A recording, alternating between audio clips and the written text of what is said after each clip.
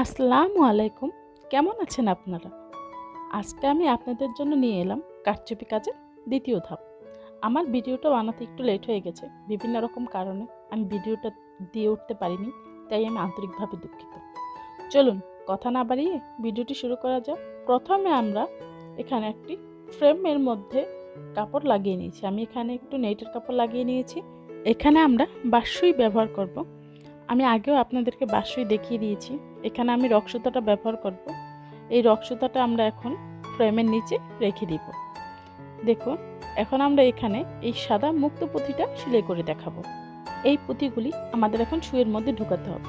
দেখুন, এই পুঁথির উপরে যদি সুইটা বারবার এভাবে করা হয়, বারবার আপ ডাউন করা হলেই পুঁথিগুলি আপনি সুইয়ের ভিতরে ঢুকে যায়। তখন আপনাদের সেলাইয়ের সুবিধা হয়। একটা একটা করে পুঁথি ঢোকাতে অনেকটা সময় লাগে। দেখুন, আমার পুঁথি ভরা হয়ে গেছে। সুইয়ের মাথাটা যাতে দেখা যায় অতটুকু অংশ আমি পুঁথিটা ফেলে দিয়েছি। এখন আমরা এই পুঁথিটাকে এক আঙ্গুল দিয়ে ধরবো এবং আরেক হাতে সুতার গিটের অংশটা পেঁচিয়ে নিয়েছি। দেখুন, এখন আমি এই হাতটা ফ্রেমের নিচে নিয়ে যাব এবং উপরে দিয়ে এখান দিয়ে আমরা সুতাটা তুলে তারপরে এখন আমরা সেলাইটা করে নেব। দেখুন, একটা করে পুঁথি দিয়ে তারপর ঠিক সেম চেন সেলাই যেভাবে আমি প্রথম ক্লাসে দেখিয়ে দিয়েছিলাম, ঠিক একই পদ্ধতিতে আমরা এই সেলাইটা করে নেব। দেখুন, খুবই সহজ। একটা করে পুঁথি এবং একটা করে চেন সেলাইয়ের মতো করে সেলাইটা হবে। আপনি পুঁথি চুমকি যাই সেলাই করেন, ঠিক একই পদ্ধতিতে আমাদের এই সেলাইটা করে নিতে হবে। দেখুন, এখন আমরা গিট দিয়ে নেব। আসলে কারচুপি কাজ খুবই সহজ এবং কারচুপি কাজের গিটের ভিডিও আমার চ্যানেলে অলরেডি দেওয়া আছে। আপনারা চাইলে আই বাটনে ক্লিক করে দেখে নিতে পারেন। দেখুন, এখানে এখন আমি লাল কালারের ছোট পুঁথিগুলি সেলাই করে দেখাবো। এর জন্য ঠিক একই পদ্ধতিতে আমরা এই পুঁথিগুলি সুইয়ের মধ্যে ঢুকিয়ে নিচ্ছি। দেখুন, আমাদের সুইয়ের মধ্যে পুঁথিগুলি ঢুকানো হয়ে গেছে এবং অল্প একটু অংশ ফাঁকা আছে যেখান দিয়ে আমরা সেলাইটা করব। দেখুন, আমি একটু জুম করে দেখানোর চেষ্টা করছি। এখানে আমরা 2টা বা 3টা পুঁথি ঠিক একই পদ্ধতিতে সেলাই করে নিচ্ছি। দেখুন, 3টা বা 2টা পুঁথি আমরা ফেলে তারপর সুইটার মধ্যে আমরা সুতাটা বাঁধিয়ে তারপর সেলাইটা করে নিচ্ছি। দেখুন, আপনারা যদি একটু ভালোভাবে খেয়াল করেন তাহলে আশা করি বুঝতে পারবেন এবং আপনারা অবশ্যই বাসায় প্র্যাকটিসটা করে নেবেন। এখন আমি এই পাথরটা বসিয়ে দেখাবো। দেখুন, এরকম পাথরও বাজারে খুব অ্যাভেলেবেল কিনতে পাওয়া যায়। এই পাথরগুলোও ঠিক এইভাবে করে আপনাদের ঢুকাতে হবে। আপনারা যদি পুঁথির মতো ঢুকাতে চান তখন আর এই পাথরটা ঢুকবে না। দেখুন, আমি আপনাদেরকে দেখিয়ে দিচ্ছি, খুব সহজে এই পাথরটা ঢুকানো যায়। এরকম করে আমি অনেকগুলি পাথর ঢুকিয়ে দিচ্ছি।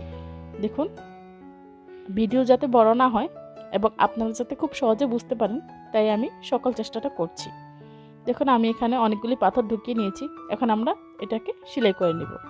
দেখুন, আমি আবারও একটু জুম করে নিয়েছি এবং দেখুন খুব সহজে আমরা এখন সেলাইটা করে নেব। খুব সহজে পাথরটা ঢুকিয়ে একটু ঘুরিয়ে নেবেন যাতে পাথরের মাথাটা উপরের দিকে থাকে, যেই মেন অংশটা, আর উল্টা সাইডটা নিচের দিকে থাকে। ঠিক সেরকম করে চেন সেলাইয়ের মতো করেই সেমভাবে আমরা সেলাইটা করে নেব।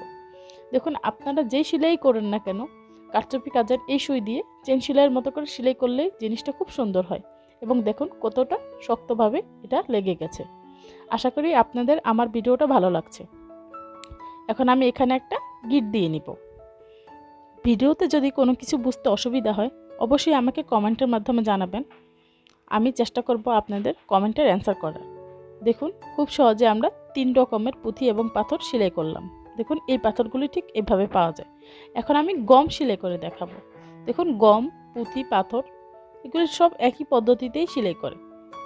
ঠিক সেম আপনি যদি চেন সেলাইটা পারেন তাহলেই আপনি খুব সহজেই এই কারচুপি কাজটা করতে পারবেন। শুধু কারচুপি কাজের চেন সেলাইটা আপনাকে আগে খুব ভালোভাবে শিখতে হবে। দেখুন, এই গমগুলিও একটা একটা করে ঢুকাতে হয়। যেগুলি বড় পুঁথি সেগুলি একটা একটা করেই ঢুকাইতে হয়। দেখুন, গম সেলাই করাও ঠিক একই পদ্ধতিতে।